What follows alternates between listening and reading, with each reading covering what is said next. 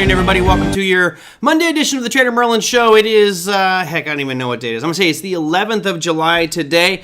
As you guys pointed out right on our Friday show, there was a message from Elon Musk basically saying that the deal is off with Twitter, and that will be our focus of today. I didn't address it on Friday's show just because markets were closed, and I wanted to make sure I looked at all the details first before I started talking about something that I didn't really know all the details about. So that will be our topic du jour.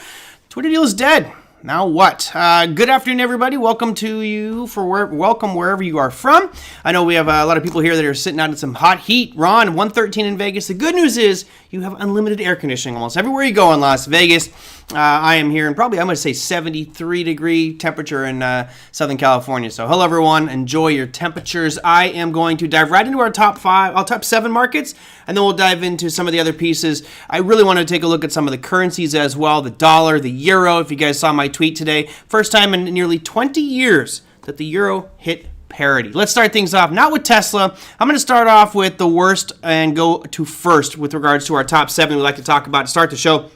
As you can see here, here's our Bitcoin futures, which was the worst today, down 6.29%. Again, I don't feel that the damage is totally done with cryptocurrencies. I think there's still more fallout, especially once we start getting more liquidations. Today, you saw a 6.29% slide. At least, that's not today specifically, but since Friday's close on the futures. If you want to see the last 24 hours of Bitcoin, though, we can check that out right here, down 2.23%. So it's been selling off over the weekend, and of course, the futures market make it look like a giant gap, which is the way it typically operates. Then moving up to the NQ, of course, NASDAQ was going to take a beating today because of what happened with Twitter and a little bit of shakiness overall in the whole crypto, in the tech space.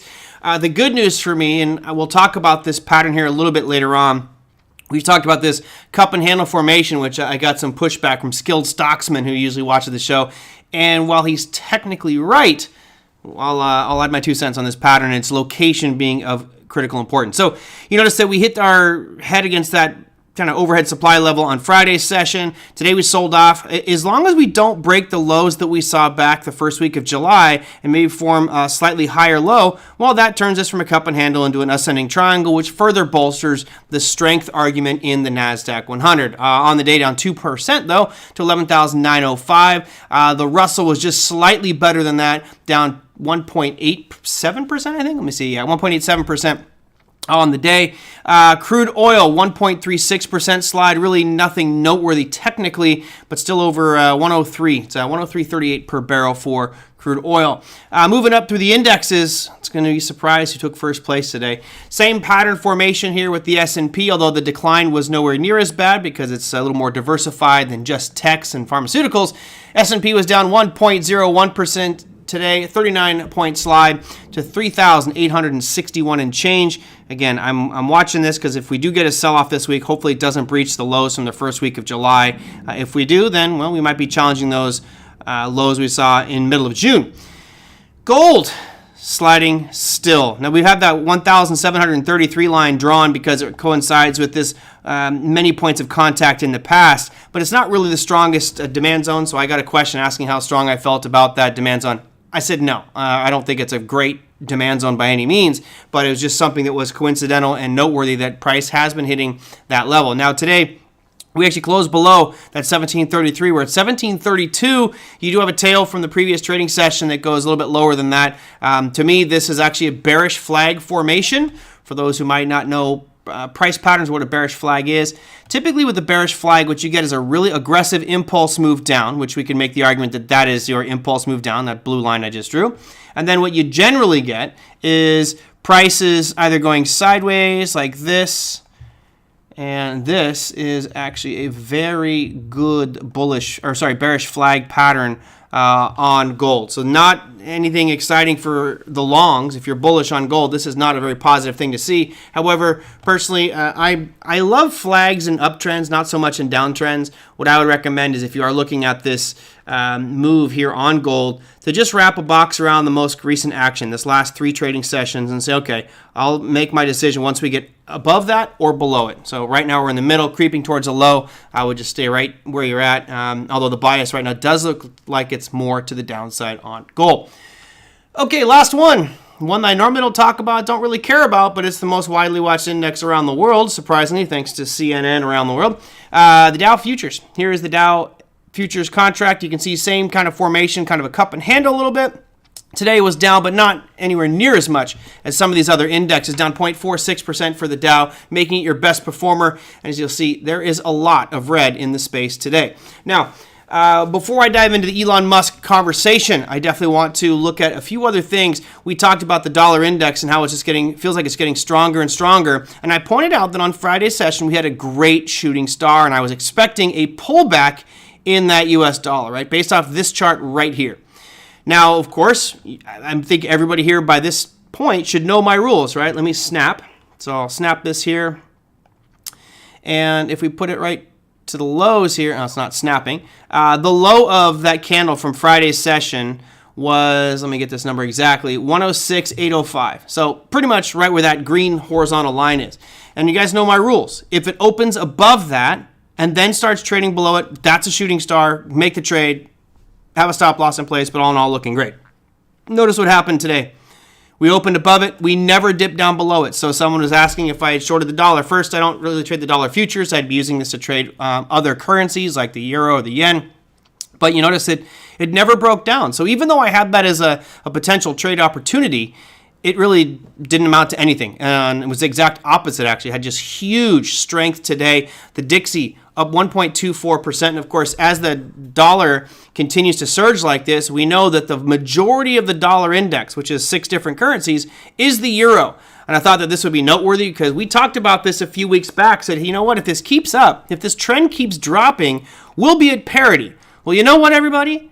We hit parity today, and we may actually break parity on the euro, which would be insane to think. So let me zoom out here for all the long-term view. Anybody here traveling?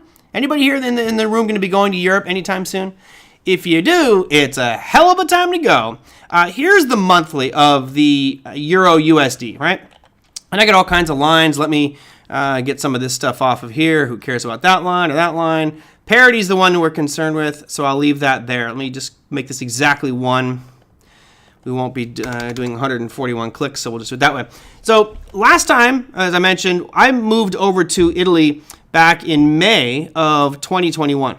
I think March or May. Starts with an M. March or May was when I moved over to Italy, and I locked in my contract when it was at 0.86 to the dollar. And fortunately, because of this move that happened, it was basically almost 100% raise for me because I was being paid in euros. It was awesome. And yeah, euro gained a lot of strength. I converted back to dollars and did well. Now it's the exact opposite. Again, it's been almost 20 years since we've been at this exact price level of parity. Now notice what happened back here. Let me show you the monthly just so you can see. When we got this last time, it ripped towards parity, bounced off it, and struggled for a few months at that one. And then all of a sudden, it ripped above it. Parity for Owen out there and anybody else might be wondering, parity is where the euro and the US dollar have a conversion rate that's equal. Right, so if you look back here, let me go to, they're all kind of backwards. So right now, if you took 1 euro, so let's look at this chart right here, right? And you can see where the price has been moving up, and you can see it shows 157 up here on the hard red edge if I put my cursor there. That means that 1 euro would buy you $1.57 worth of crypto. I got crypto because KF is in here. $1.57. So 1 euro at this point back here in June of 2008, 1 euro would convert to $1.56. But notice it started falling. So all of a sudden, 4 months later, 1 euro would only get you $1.27. So parity is where your euro and your dollar are exactly the same. And you'll notice it has not been that way for quite some time. Right now, 1 euro will buy you $1.03 of a penny. So it's parity, 1 to 1. So for somebody like NJ who says he's going to Spain here, just look at what happened with the last few months. All right. Now, obviously, this is a monthly, so this is going to be the last 18 months, 19 months. So the last year and a half, it's dropped almost 19%, which means that when NJ or any of us decide to go to Europe, I plan on going later on this year, my trip just got a lot cheaper because my dollars will buy a lot more euros. And of course, that's great for me because I can buy more stuff. I remember years ago, it was a funny one. I think I told you guys this story. I was visiting a friend of mine in London, the guy who actually brought me over to Italy, John Ellis, etc. I I went over there and took him and his wife out to dinner, and they brought over a couple of friends, and I was like, I got it. I'll pick up the check. And it was 300 pounds. And I was like, okay, cool, whatever. In my mind, I'm thinking $300, which was just stupid of me. But that's when it was at 2-to-1. So that was back in 2007. Man, been a long time. When I got home, I noticed on my credit card bill it was a $600 charge because $1 British pound was worth $2 US. And you can see that even that has changed, right? We've gone from $2 US for 1 British pound back in November of 2007, and here we are at $1.18 right now. And the question came in from Brian, who is one of my regular Twitter guys. He's always active on Twitter. You might be watching today, Brian. He was asking, well, when's the British pound going to get to parity? I've never seen it. All I know is that back in 1985, we got, I think, down to 105 on British pound US dollar. So keep your eye on this one. What this is telling you is the dollar is just unbelievably strong right now and getting stronger and stronger. I'll put a blue line down here on parity for the British pound just so we can kind of keep an eye on that one. That would be a pretty monumental event. I don't believe it's ever been there, at least not from any charts I could pull up on any platform. But you'll notice it's got a long, long way to go till we get there. But that was the big news today, is the euro officially hitting parity against the US dollar, which is just kind of shocking. It really does pay homage to how strong that dollar is. And it's not just the euro that's getting weaker. Look at something like the Japanese yen, right? Now we have this little supply zone drawn, which goes all the way back to 1998. That's just insane to think of going back all the way to 1998. It's when I started my trading career. You have this little yellow area that we kind of gleaned as being a potential supply zone. Well, we're at the upper range, actually breached that today, and it feels like we're going to keep on going. And notice Scott McCormick, he has the US dollar against the Japanese yen price target that he gave us on January 5th of this year. His price target's 150, and here we are at 137. So I'm with him. I think 150 is very logical. It's just getting stronger and stronger. That's the U.S. dollar. Japanese yen getting weaker and weaker. And as far as how far away that 150 mark is, it's only about a 9% gain from here. So that would obviously take several months to get there. But could we see that in the next 6-8 months? Yeah, absolutely. So anybody who's long that U.S. dollar right now, that's a great place to be, and I don't see anything really that could derail this dollar chart right now. So one of the strongest, best-looking trends you're going to see in the marketplace is that U.S. dollar looking absolutely amazing. Yeah, Big F says the airfare will eat up your savings getting there. I know, it's funny. I'm trying to hold off on booking everything because I know that costs are going to start to drop, and I want to be able to buy more with it. But hopefully by summertime, prices will have dropped, and maybe I'll cancel my flight and rebuy the tickets at a much cheaper price if fuel prices continue to drop. All right, that was it for my top 7. Let me real quickly look down here. Nothing really I want to spend any time on crypto. We could talk about the bond markets and the yield curve, but nothing really noteworthy there. I mean, here is the 10 versus the 1. So for anybody who is a purist, remember we talked about what is a true inverted yield curve. The industry, CNBC, Fox, Bloomberg, all those, will say it's the inversion of the 10-year yield and the 2-year yield, right? But when we had bond expert on, Bill Addis, who I would trust over anybody that's on any of those financial news programs, he says the 10 and the 2 is not really an inverted yield curve. It's the 10 and the 1. Well, lo and behold, look what we have here. Here's your daily. Today, if you look at the low for this, it actually was 0.009. So technically, we're not inverted. Right now, it's at 0.004. But I think you could see this one drift down below that, and that would be officially an inverted yield curve by anybody's analysis. Now, we did have that back in 2019. You can see we dipped down below there. 10-year today, selling off 0.19%, so a slight decline in that 10-year, which basically means the 10-year is doing all right. It's the shorter-term rates, like the 1, the 3, and the 2, etc., that are starting to rise, and that's what creating the flat to inverted yield curve. What else? That was pretty much it for anything exciting. Oh, we had natural gas big spike today, but that just pulled right back into an area of supply. Okay, let's see. Big F, still only 130 to fly round trip, LA to Las Vegas. Oh, man. Is it 130? What airline are you talking about? I may have to come up and visit you again, Ron. We'll have to drink some of that Frey Ranch in person as opposed to shuffle around a bottle through an exhibit hall. Okay, let's briefly talk about this one because I got to be honest. I love this. I love the soap opera that is going on right now. 61 TraderMerlin shows ago. So that's roughly, if we do 5 a week, that's roughly 12 weeks ago. We did a show, says the internet's about to change. Like a question, or is the internet about to change because Elon Musk was going to be buying Twitter? At least he had that offer out for $54.20. And we looked at that price chart. I think everybody hopefully remember that, unless you're brand new to this program. We looked at this when it jumped up here and said, okay, $54.20 was his bid price, which I'll put a horizontal line here so everyone can see exactly what it was. $54.20. Of course, you got to love the 420 reference. Thank you, Elon Musk. So here is your $54.20 mark. That's the day he made that offer. And then all of a sudden it cratered. And I think we did the show like a day or two after, and someone was asking, well, why not buy it at $45 if he's offering $54? And the main objection that many of us had in this room was, hey, listen, if you have somebody offering $54.20 per share for a company, then in theory it should trade at that price or potentially even higher. However, we put red flags on it saying, well, what if this deal doesn't go through? I mean, there's still a long way to go. It was just the initial offer. And that's what we've seen here. We've seen that the risk, in fact, was that this deal could potentially not go through. And now all of a sudden, you look at today's trading activity, you're down 11.3%. It's no longer trading at $54.20, which was his offer. It's now at 32. Right, that's, what is that, over 50% decline in price? Let me real quickly just get that. From the peak there to where we are right now, Twitter down 40%. 40% in 65 trading sessions. So pretty impressive sell-off there for Twitter. I guess the question is, what's the story going forward? And I wanted to share this with you. Some of you might not be on Twitter, but it's kind of, it's actually really kind of serendipity or comical that he made an offer to buy Twitter and criticized Twitter for not being free speech, and proposed a whole bunch of changes, got the community involved, and started to create some polarization here against Twitter. Some people were like, okay, great, this is going to be great for Twitter.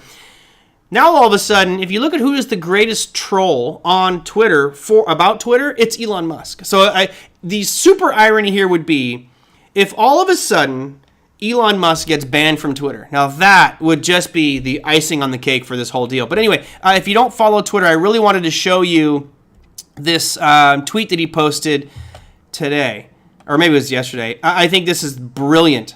It says, for those who are listening to the podcast, I'll read it for you. It's 4 pictures of Elon Musk, one with a big smile, and it says, they said I couldn't buy Twitter. And below that, he's smiling even more, and it says, then they wouldn't disclose bot info. Picture number 3 shows him really laughing hard and says, now they want to force me to buy Twitter in court. And then he's hysterically laughing, says, now they have to disclose bot info in court. So I'm extremely happy that I'm not in Twitter. I'm glad I don't own any of it. I like to kind of watch this from the sidelines because it's just way too crazy and volatile for me. But if you think about what Elon Musk is doing right here, it is rather brilliant. I know a lot of people are saying Twitter is going to win this. However, if they are in fact over 5% bots and did not disclose that information, then technically, wouldn't Elon Musk win this? Because that is the reason he canceled it.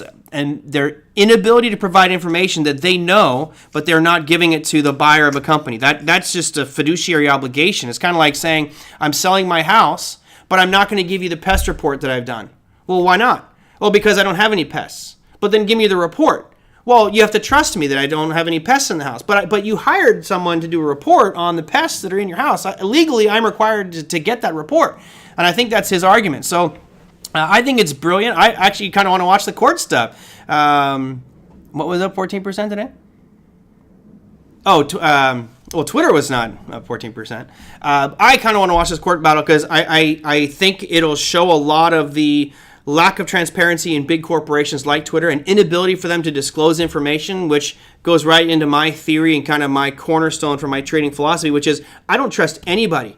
When I taught over in Italy, the students gave me a nickname, or they'd always say, non mi fido di nessuno. Of course, they would say it in a very nice accent using hand gestures, as most Italians do. Ma non mi fido di nessuno, eh? It means I don't trust anybody.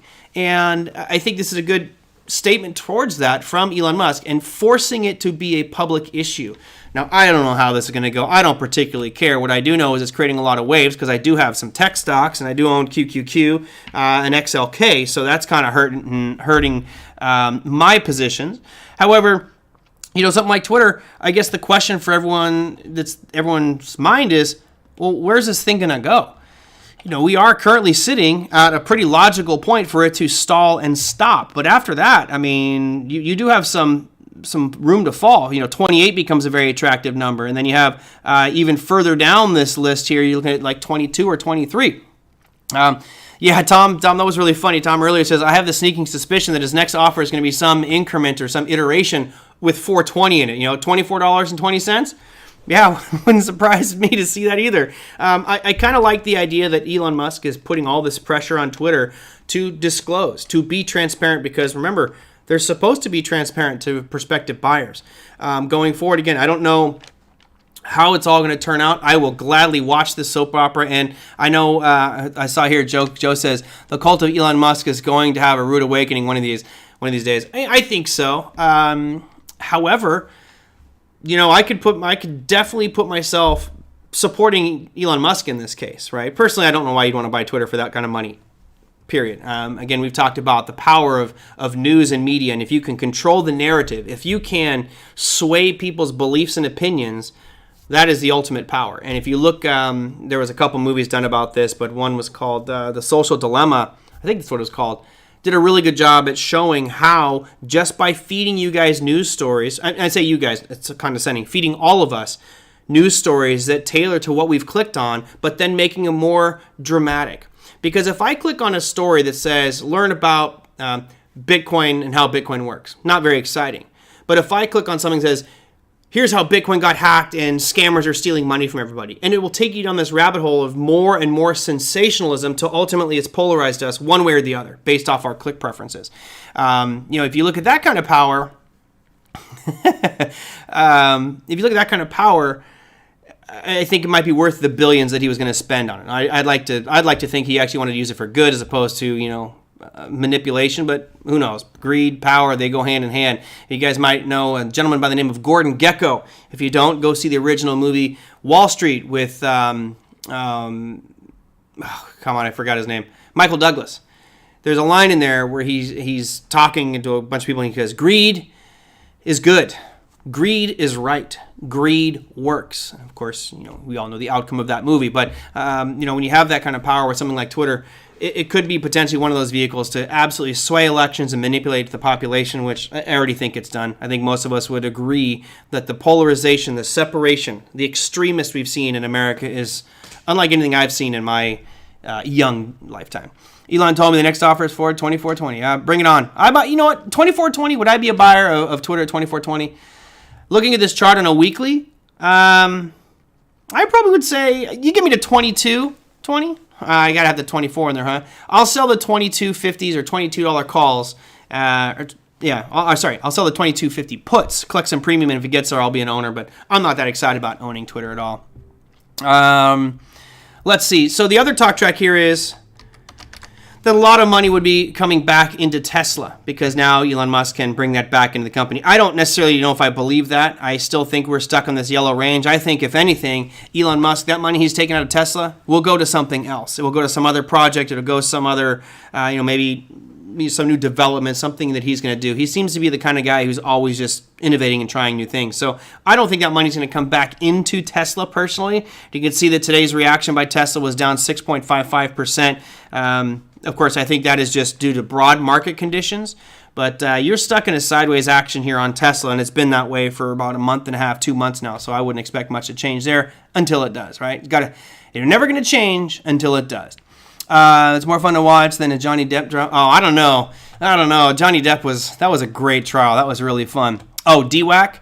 Yeah, so if Twitter deal goes down, and again, you guys know my take on this one. I would not buy this with any money. I would leave DWAC personally alone just because I just don't trust it. And looking at the business dealings of President Trump over the years, and just watching people he's done business with, it always seems to be a shady, bad endeavor for the partners or anybody who's working with. So I personally would stay away from it. But I guess this begs the bigger question is ultimately what's going to happen with Twitter and things like Digital World Acquisitions, which will be Trump's social media company.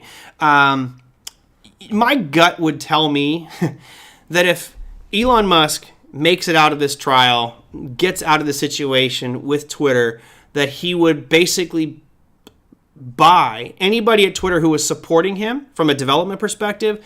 Bring those people over, start your own social media company, and go from there. And I think that would be something that would probably do pretty well. He could take that as an IPO. Who knows what kind of, how it would be structured. But look, do you think that Twitter is difficult to mimic? It's a very easy site. It's simple to create something that you basically can comment and tweet on people's interactions. The key is getting adoption. And because he's Elon Musk, I think he would get adoption. I think he would join right. Same thing with Trump. I mean, that's why Trump's is done as well as it has, is because so many people follow Donald Trump. And if he says, hey, I'm going to be doing this to talk and share my thoughts on the world, there's a whole group of people that's going to go there. So the bigger his cult gets, Elon Musk or Trump, the more likely those projects are going to succeed. But I think the difference here is Donald Trump does not have the money to start these companies.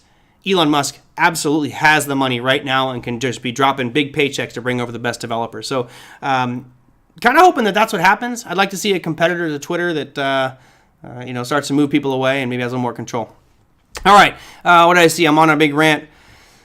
All right, that's it. I got my questions out of the way. If you guys have some, use Google Flights. Okay, I actually, because what I'm doing, I'm a big fan. I mean, most people don't know this. Like, if you go on a trip to, let's say, Europe, most people will go to Expedia or Travelocity and buy like a direct ticket to Berlin or let's say Munich and then fly out of Munich. But I want to do some traveling there. So, you can go on any of these sites and create a multi-leg trip. So I actually have the tickets I bought were flying from LAX into Munich, and then I'm flying out of Amsterdam.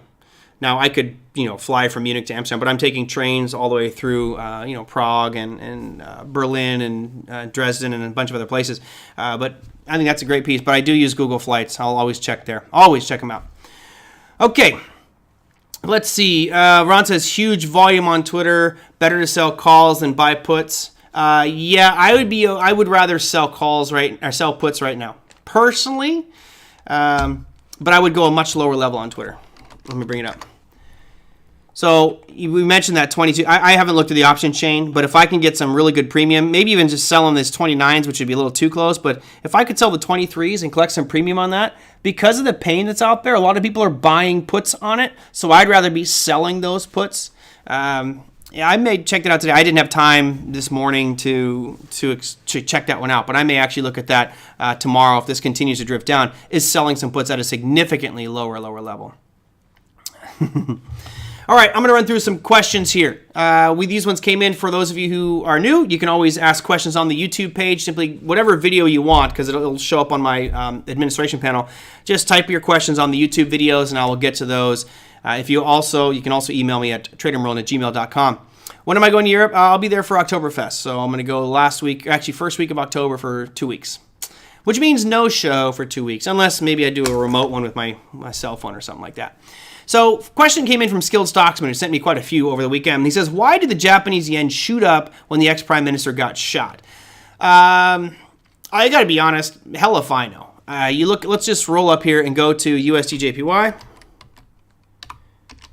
All right, so obviously it's been soaring over the past few days, but let's see, the assassination was on, I think it was the 8th. Yeah, it's right back here. So you see this big dive here? This sell-off is actually the yen shooting up in value because the US dollar is first in this currency pair. Oh, sorry. Let me get the chart up. So for those of you who might be new to Forex, you have the base pair, which in this case is USD, and then you have the quote pair, which is JPY, right? USD, JPY. So that means if you were to buy this, you're buying the US dollar and you're selling the Japanese yen. So if this pair goes up, that means the dollar is gaining strength. In this case, right here where my cursor is at on the 8th, you can see that price sold off aggressively. And that was when Abe was assassinated. And, why did that happen? Why did the yen shoot up? We could speculate all you want. The main speculation would be, a big change. Maybe we'll see some political reform going on in Japan. Look, he's the ex-prime minister. I don't know. I don't know why it did what it did. What I do know is when you have an event like this, when anybody gets assassinated, whether it's a important U.S. official or president or, Abe, you get these immediately sharp spikes in the market. And a lot of times they don't make any sense. They just rip one direction. It's kind of like an FOMC announcement, right? If you look at the Fed announcement that's going to happen in 2 weeks, 27th of July, we right now have a pretty good idea. And I'll bring it up here just so y'all can see it. And let's go here. Let me real quickly bring this up for you. There you go. If we look at this next, the 27th. Oh,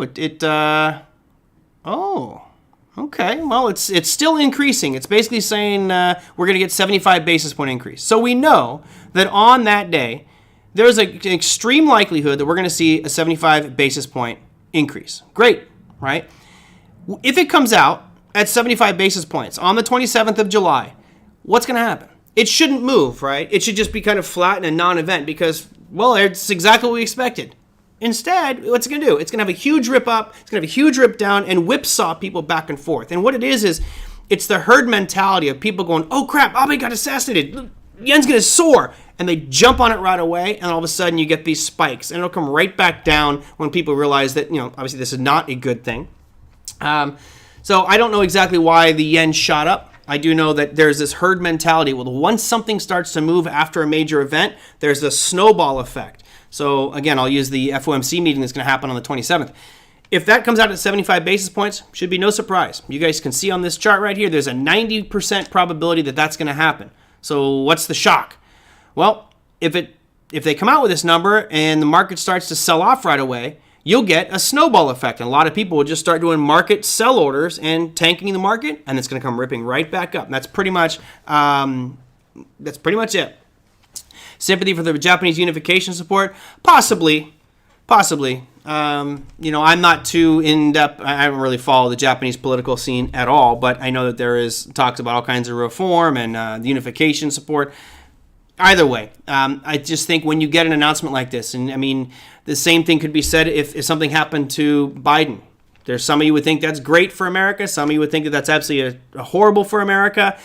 Bottom line is the market's going to go crazy, wild whipsaws for the first day or so, and then it'll start to find direction as the real details and facts of whatever event happened unfold. So that's it, Skilled. I don't really there's no technical explanation that says, oh, it did shot up because of this. It just is what it is. To me, it's just group psychology. All right, I'm going to keep going here. NJ, Merlin, what is considered a good EPS number in mid to large market cap S&P 500 companies? Does debt to cash ratio matter as much in certain industries? Bio, it looks differently, I think. So, as you guys know, I do have a finance degree, so my background was fundamentals and looking at all of that data. In brutal honesty, as I've done this, I graduated in 1998, so having done this now for quite some time, I really don't care for fundamentals. I just don't believe them. I think that they can be cooked. I think they can be manipulated.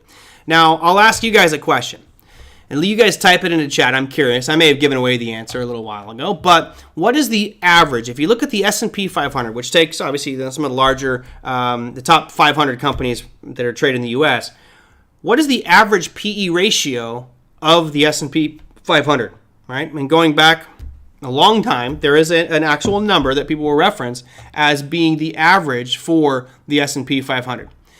I'm just curious if you guys know what that is, because to me, it's a nice reference point. It's nice to look and say, okay, here's what the S&P should be, and here's what we're at today.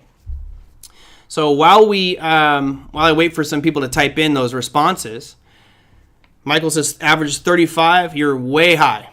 You're over double. The average is about 15 to 18 is the average historically, right? So that means that if you have a stock that has a PE ratio of 50, that it's much higher than the average. Now, by itself, that tells you something, right? It just says that you're paying more for that company, right? So let's say the average is, I'm going to use 15 as the example, and I've got a stock that has a 45 PE ratio. Well, if that's more than double the average. That said, is that good or bad? You can't make a statement. You cannot say, oh, this has a high PE ratio, therefore it's bad. Quite often, you look at companies like Amazon. There was a time where Amazon had a PE ratio of over 1,000. And look at it today, right? They weren't making money back then, but the vision for the company was so much greater. Let's look at some PE ratios here real quick. Let's check out Amazon, see what its PE ratio is. Amazon still has a PE ratio of 54, right? And Larry's out there saying it's undervalued. Well, this has a lot to do with, or his evaluation has a lot to do with growth. What are the prospects for Amazon going forward? Look at something like Tesla. Tesla's got a PE ratio of 90, right? Way higher than average. However, there's a lot of speculation about electric vehicles and that they're going to continue to be dominant. Look at something like DWAC. I'm going to love this one. This actually probably won't give you any PE rate. Yeah, it's got no PE ratio because they're not making any money. It's just a SPAC. It makes nothing. What is another one? Oh, how about Rivian? Oh, this ought to be a good one. They don't even have a PE ratio. How about Lucid? No earnings yet to post. So none of these guys, you have to have positive earnings to have a PE ratio. And you can see Lucid losing money, $1.67. Same thing with Rivian. What's another? How about Facebook? So notice Facebook, they're making a ton of money, $13.28 per share. That's damn good. But look at the PE ratio, right? You could contend that right now Facebook or Meta is undervalued because it's only $12 or has a PE ratio of 12. Well, that may have a lot to do with shifting sentiment, right? They may have a lot to do with the price being heavily sold off because people are expecting in the future it's going to go down. So I got to be honest, I don't use PE ratio very much. It's not. Oh, and by the way, what's the S&P? Here's another one. If the average S&P is 15 to 18, right, over the course of the markets, what is it today? That to me is more important as a benchmark, saying where are we historically compared to normal. So what is the PE ratio today on the S&P 500? This is a good one. The number I have is actually as of July 1st of 2022. It's a pretty good one. And while you guys type that one in, Amazon's plan was to raise capital and spend until they had dominant e-commerce infrastructure. And did they do that, Tom? I would contend that they do. So, Big Eb says 19. Keep going. The average is 15 to 18. Currently, right now, we are sitting at 28.7. So we're technically double the historical norm. Now, I am a huge fan of trends and averages. I think that those are very important when planning. What that tells me is the market is very overvalued compared to historical norms, which does this. Normally you get a nice move up, we overextend ourselves, and then it'll come back down and sell off. So, we are in a period right now where that PE ratio, I'd like to see a chart of it, but I don't have one here. That PE ratio should actually start declining. And if that does, what that means, we'll get back down towards that mean reversion. And if we do go into a recession or depression, what's going to happen to the PE ratio? It will probably be under 15. So it's just going to oscillate above and below. That's why 15 to 18 is the average. Sometimes it's going to be much higher than that. Sometimes it'll be much lower. So, NJ, I apologize if I didn't give you any clear answer there. What's a good number for S&P 500 companies? Can't tell you. You could take two companies side by side and say, oh, they're almost the same company. One might have a much higher PE ratio. And that PE ratio, if it's high, in general reflects that people are willing to pay more for that security. Maybe it's they have a new vehicle coming out or a new product or whatever the case may be, better leadership, who knows. So I don't use PE ratio for any of that stuff. All right, let's see. What else? Les, this is a good question as well. He says, how might someone look at market direction right now if they have daily to weekly time frames? So basically what you're saying is if someone's looking at, Les, correct me if I'm wrong, I think you're here. What you're referencing is saying long-term investors, right? So someone who's looking at their 401k, or you want to go shorter term than that? Because if I'm looking at daily to weekly time frame, that means I'm looking at daily to weekly charts. So that would be charts like this. So here's USD/JPY. If I go out and look at something on a weekly time frame, right? This means I am planning on trades that are going to last me quite some time.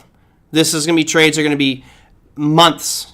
If I'm looking at a monthly chart, I'm probably looking at trades that could last, years. I'm really looking for the big picture market timing aspect. So I'm not quite sure what you mean. If you say market direction as in shorter time frame like that, okay, that's very different. What should you be looking at for shorter time frame? That's easy. All right, so let's say, let's go back to our Twitter. Here's your Twitter chart. That's the weekly. Look, if you're shorter term time frame looking to generate daily income, which I think is what you meant, trying to generate daily or weekly income, what difference does a weekly chart have for you? It makes no difference, right?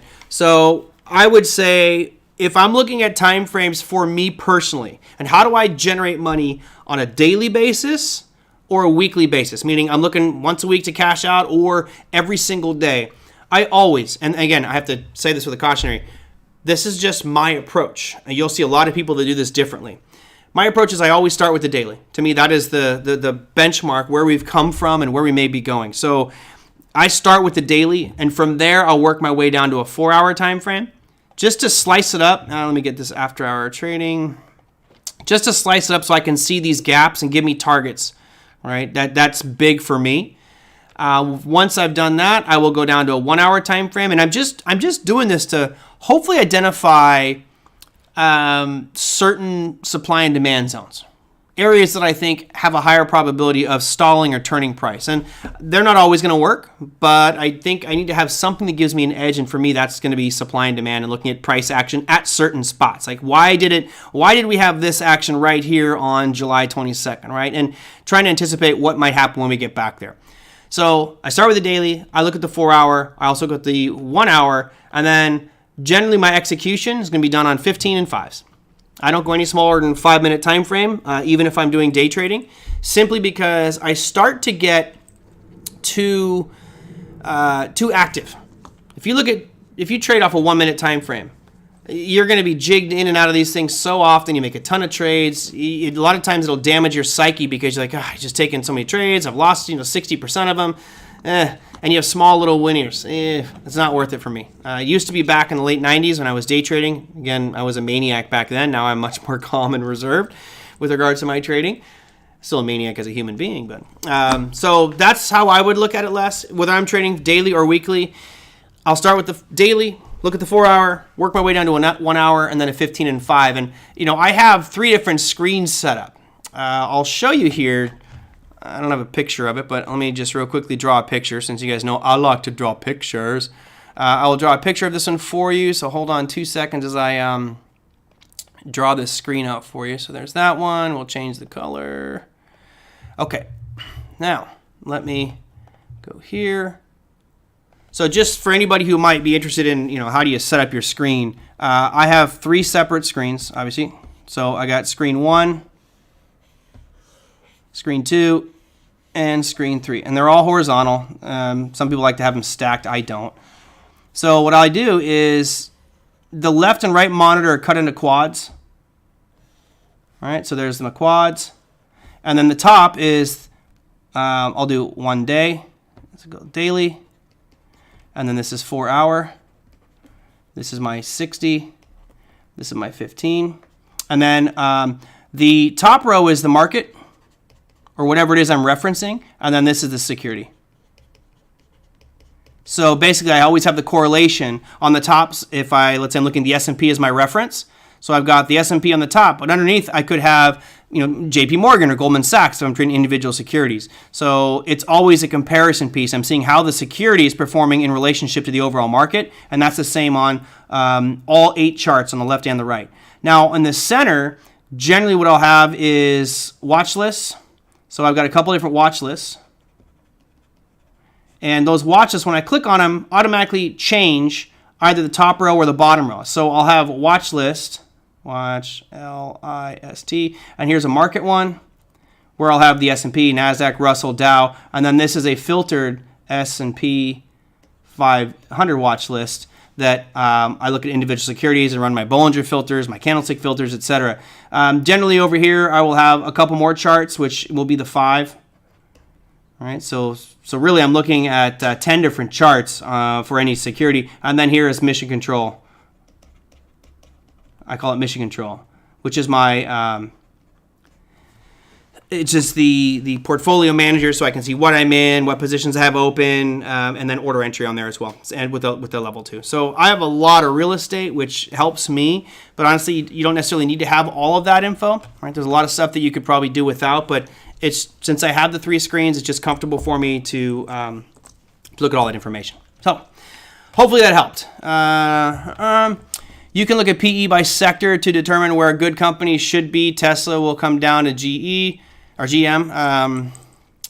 Yeah, in a year or 3, right? And that's the challenge, Tom, is how do we time that? If you look at something like Tesla, pretty sure that over time it will come in line with the other automakers, unless it does something so spectacular that it actually creates a monopoly in that space, which I don't see that happening. I'm just playing devil's advocate here on why it might not come down to a normal price. But with all growth stocks, Tesla's a growth stock, Amazon was a growth stock, Google was a growth stock, Facebook was a growth stock. With all growth stocks, they go through an incredibly high period of elevated PE ratios. And that's basically everyone saying the future of this company, not today, but the future is it's going to be dominant in something. Therefore, we will pay a lot for the stock, even though they're making no money. That's why they have such an astronomically high PE ratio, right? They might make 1 penny, but people are paying $100 a share. All of a sudden, you got this astronomical PE ratio. And then over time, what happens is Amazon starts to make a ton of money, their growth prospects start to decline, and now that PE ratio will come back down. It will still be elevated, I think, compared to the average, because it's just a better company and people are going to pay more money for that. But there you go. That's it. So good point. You can definitely look at things by sector. How many S&P companies have 0 PE? Great question, boss. I don't know. 0 or negative PE, right? I don't. Let me see if I can find that one out. That's an interesting one. Yeah, they really shouldn't have a negative PE ratio, should they? Should be positive, but I'll check that one out. Let me see how much time I got. I have... This is the last one I'm going to get to. I got a couple questions I'm going to have to save for our Wednesday show, but Skilled Stocksman sent this one in. I just want to address it because it's fresh in my head. He says, come on, Merlin, cup and handles in the middle of a range. I question that. Yeah, well, what I was showing you yesterday with regards to these indexes, guys, was not range bound. I would argue that was not range bound. What I would argue is that in things like this NASDAQ right here, you are in an incredibly strong sell-off. And ideally, what Skilled Stocksman is saying is in a downtrend like this, what you'd really like to see is an upside down cup and handle, right? Where it makes it's making lower highs, but the same lows, and then it'll, in theory, break to the downside. That is a higher probability trade. In this case, I'm using just the structure of it, and while it's not the same thing as a cup and handle in an uptrend, it is showing me that there is a slowing down of price. And if I can spot the turn by using that pattern, then that might actually give me an even bigger winner. Why? Because if I can buy into, let's say, the NASDAQ on a breakout from a cup, or it doesn't have to be NASDAQ, but that's just what this chart pattern is. If I can buy this on the breakout of, let's say, right above this 12,247 mark and be part of another big up move, well, then this is a great pattern to follow. And really all I care about, you can call it whatever the heck you want to call it. It's showing me that there's strength in the NASDAQ right now. Regardless of that it sold off 2.2% today, it's just saying that over the past 3 weeks, it's not making new lows, it's making the same highs, and it's actually making higher lows. So it's slowly building strength. You may have seen a slight turn here. Now, I still think that the market is due for more downside. I don't think we're out of this stuff yet, but it's definitely starting to look a little bit better. So in a perfect world, what would happen right here is, let me lock this, you'll get this type of move. All right. Now you notice that little blue section I just drew would be a pullback, but not as low as the lows we saw from back in July 1st. So it's a higher low. This would give you even more confidence that it's building strength. It's making higher lows since the middle of June. Great. If it keeps doing that, it's a battle. And basically, who's advancing? In this case, price is advancing to the upside. It's not going as low. So this army here, the buyers, are pushing it up. That's all I care about. And if we can get through this line at the top, then those buyers are going to buy even more because now they've turned price. That's it. I mean, ultimately, trading is just about psychology, and that's about as simple as I can make it by looking at price charts and not getting too convoluted. Are there higher probabilities of cup and handles working at the top of an uptrend or at the bottom of a downtrend if they're inverted? Yes. There's a great book out there by Bulkowski. I'll really quickly show you that one. Bear with me as I have to type all this in. It's a long one. Encyclopedia of Chart Patterns by Thomas Bulkowski. Here is the book. It's a very old book. I'm sure there's got to be some newer version of it. But if you want, this book right here, you can buy for $2,400 over here. Yeah, let's not do that. You can buy it at different stores. Here's some secondhand ones for $27. Or if you want to, you just go in here and type in .pdf. Come on, Merlin. .pdf. you can download that book as well. So let me just real quickly see here. Oh, in Hindi, huh? So you can go through there, download it. I'm not going to do that because I just don't trust these download links. But I have downloaded it online before. Yeah, Katuit has it. It's a pretty good book. I think it's actually a really good book, but it gives you a lot of the probabilities. So we'll say this has a 30% chance of working in this one, and the failure, very good. It's just pure statistics. It's not opinion. It's just saying markets do this. This is how this pattern reacts, and that might help a lot of you out with regards to chart patterns. The day would start to create an ascending triangle. Correct. Yep. I mean, all a cup and handle is an ascending triangle with just 2 dips versus 3 or 4 or 5, right? I call it the double-fisted Starbucks. Then Wednesday hits and it shoots down. Good. One struggle Tesla has coming, at least the model, at least one model in 8 years old without a redesign, and they haven't produced a non-sedan car yet. Don't get there. They'll get there. I think they'll definitely get there. Adding my list of things not to do. Leaving future positions open over the weekend. Oh, yeah. Had a gap move against me and don't, oh, gosh, live and learn. Maybe there are areas of exceptions that can be made. I'll tell you what, I definitely do not like taking home positions over the weekend, period. I've been burned way too many times. All it takes is, during the Trump administration, man, that was smoking me regularly, so I just said, done with it. He would issue some crazy tweet on a Sunday, and all of a sudden, market would jump 4%. You're like, but nothing's changed. Why did this happen? You're waiting for my book to do it? No, keep pushing. I did not work on it at all over the past 2 weeks. I got my outline all done for the second one, which is the one I'm more excited about, but I'll get there eventually. So lesson learned, Joe. Don't take things home over the weekend. It's peace of mind. Even if you have stop losses in place, gaps are going to happen. If you trade futures, you could get gap right past your stop. Same thing with equities. So, if you're trading indexes, generally it's not going to be as extreme, the gaps. But if you're trading commodities, oh man, you could get monster gaps on commodities that just wipe you out. All right, that's going to do it for me. I do have good news. As you guys know, we've looked at some of these price charts. Commodities are just jaw-dropping to me right now, like how much they've sold off. And I keep questioning what's the impact going to be not only on our inflation numbers, but our markets overall.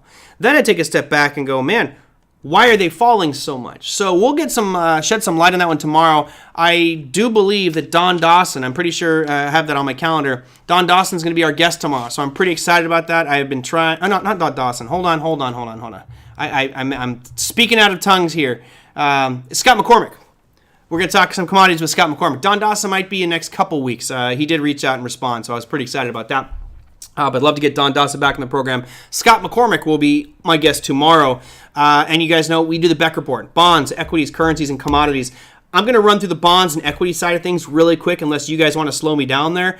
I really want to talk to him about what in the hell is going on with commodities. Why are we seeing such changes and what might be the impact for our markets going forward? So that's going to be pretty much from right at the beginning of the show to the end of it. Will be all just talk with Scott McCormick. If you have questions, comments, feedback, things you want me to ask Scott, put them down below the YouTube video for today's show, or you can email me at TraderMerlin@gmail.com. Yeah, Joe, I agree. Scott McCormick is not only is he a great person, he's just a really great person, but he always is trying to educate and share his knowledge, and he is so friggin' smart. Like, he always apologizes. He says, I apologize if I talk too much. I said, dude, I would rather just give you the microphone for an hour and say, just go. Just go. Talk, because I learn so much every time he's on the program, and I know you guys do as well. So, there we go. That's going to do it for me, everybody. Beck Report with Scott McCormick tomorrow. If you want to contribute anything, send questions down below the YouTube video or email me, TraderMerlin@gmail.com. Until then, happy trading. I will see y'all tomorrow. Take care.